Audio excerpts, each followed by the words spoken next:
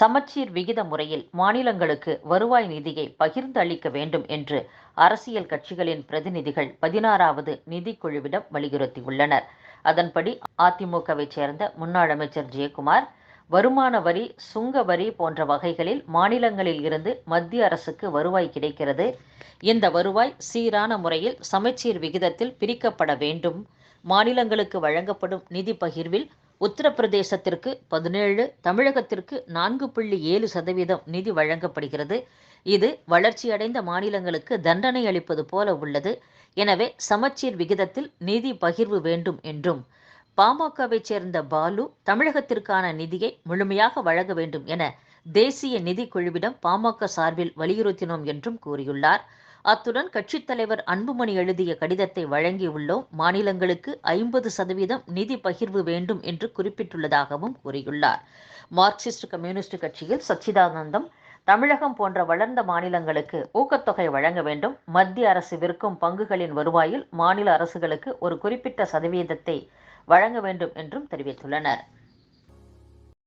மதுரையை அடுத்த திருப்பரங்குன்றம் மலை மேலுள்ள உச்சிப்பிள்ளையார் கோவில் மண்டபம் அருகிலுள்ள மண்டபத்தின் மேல் சுப்பிரமணிய சுவாமி கோவில் சார்பில் ஆண்டுதோறும் கார்த்திகை மகாதீபம் ஏற்றப்படுகிறது. மலை உச்சியிலுள்ள தீபத் தூணில் கார்த்திகை மகாதீபம் ஏற்ற வேண்டும் என்று பல ஆண்டுகளாக இந்து அமைப்பினர் கோரிக்கை வைத்தும் ஆர்ப்பாட்டம் நடத்தியும் வருகின்றனர். நேற்று முன்தினம் அதிகாலையில் சிலர் தீபத்தூணில் தீபம் ஏற்றினர். இதுகுறித்து சுப்பிரமணிய சுவாமி கோவில் நிர்வாகம் திருப்பரங்குன்றம் போலீசில் புகார் செய்தது.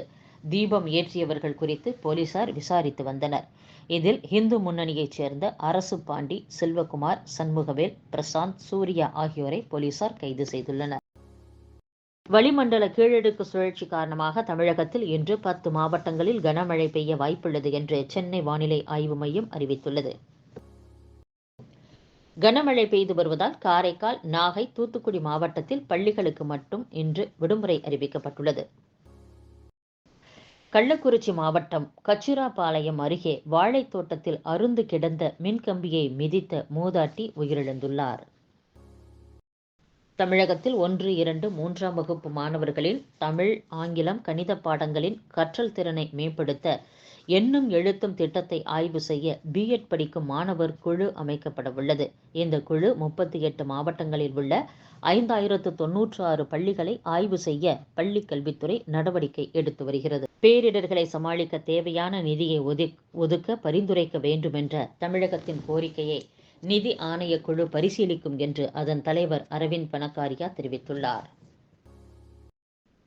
தமிழக அரசு பேருந்துகளில் முன்பதிவுக்கான காலம் 90 நாட்களாக அதிகரிக்கப்பட்டுள்ளது. அரசு பேருந்துகளை பொறுத்தவரை வழக்கமாக 1 மாதத்திற்கு முன்புதான் இருக்கையை முன்பதிவு செய்ய முடியும். அண்மையில் 2 மாதங்களுக்கு முன்னதாகவே முன்பதிவு செய்யும் வகையில் நடைமுறை மாற்றியமைக்கப்பட்டிருந்தது. இந்நிலையில் மீண்டும் முன்பதிவு காலத்தை அதிகரித்து போக்குவரத்து கழகம் அறிவிப்பு வெளியிட்டுள்ளது. அதன்படி இனி 90 நாட்களுக்கு முன்னதாகவே, அதாவது 3 மாதங்களுக்கு முன்னதாகவே முன்பதிவு செய்யலாம். அதன்படி பொங்கல் பண்டிகையை ஒட்டி சொந்த ஊர்களுக்கு பயணிப்பதற்கான முன்பதிவு தொடங்கியுள்ளது. மேலும் போக்குவரத்துத்துறை அமைச்சர் தலைமையில் ஜனவரி மாதம் ஆலோசனை நடைபெற்று பொங்கல் சிறப்பு பேருந்து தொடர்பான அறிவிப்பு வெளியாகும் என்று போக்குவரத்து கழக அதிகாரிகள் தெரிவித்துள்ளனர். 2 நாட்கள் நடைபெற்ற சிறப்பு முகாம்கள் மூலம் வாக்காளர் பட்டியலில் பெயர் சேர்க்க 4.42 லட்சம் விண்ணப்பங்கள் கொடுக்கப்பட்டுள்ளதாக தமிழக தேர்தல் துறை தெரிவித்துள்ளது. வாக்காளர் பட்டியல் திருத்த பணிகளுக்காக கடந்த சனி மற்றும் ஞாயிற்றுக்கிழமை அனைத்து வாக்குச்சாவடிகளிலும் சிறப்பு முகாம்கள் நடத்தப்பட்டன.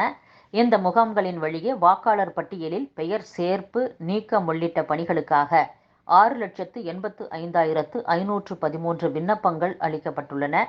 குறிப்பாக பெயர் சேர்ப்புக்காக மட்டும் 4,42,035 விண்ணப்பங்களும், பட்டியலில் திருத்தங்கள் கோரி 44,218 விண்ணப்பங்களும், சட்டப்பேரவை தொகுதிக்கு உள்ளேயே முகவரி மாற்றம் செய்ய 1,08,931 விண்ணப்பங்களும் கொடுக்கப்பட்டுள்ளதாக தமிழக தலைமை தேர்தல் அதிகாரி அர்ச்சனா பட்நாயக் தெரிவித்துள்ளார்.